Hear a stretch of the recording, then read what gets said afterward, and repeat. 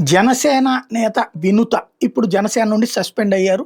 వాళ్ళ భర్త ఇద్దరూ కూడా జనసేన అంటే ప్రాణం పెట్టేవాళ్ళు. వాళ్ళకి సంబంధించి మర్డర్ కేసులో అరెస్ట్ అవ్వటం, జైలు నుంచి బెయిల్ మీద రావటం, ఆ తర్వాత వాళ్ళ డ్రైవర్కి సంబంధించినటువంటి వీడియో ఇప్పుడు వెలుగులోకి రావడం, అతను చనిపోయే ముందు, హత్యకి ముందు అతను మాట్లాడినటువంటి మాట. అందులో బొజ్జల సుధీర్ రెడ్డి 20 లక్షలు 30 లక్షలు ఆఫర్ చేసి 2 లక్షలు అడ్వాన్స్ ఇస్తే అక్కడ రహస్యాలని చెప్పేవాడిని.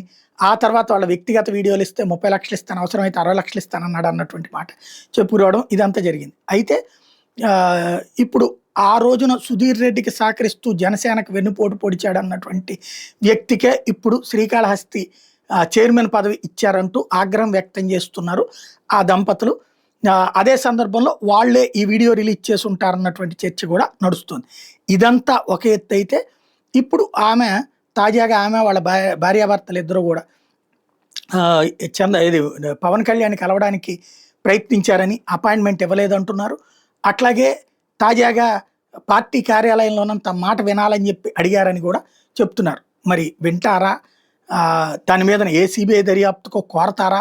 ఎందుకంటే సుధీర్ రెడ్డిని మేము వెనకేసుకు రావట్లేదు అనడానికి సాక్ష్యంగా ఈనాడు జ్యోతి కూడా ఈ వార్తని పబ్లిష్ చేసినాయి. కాబట్టి సిబిఐ దర్యాప్తు కోరతారా? చూడాలి.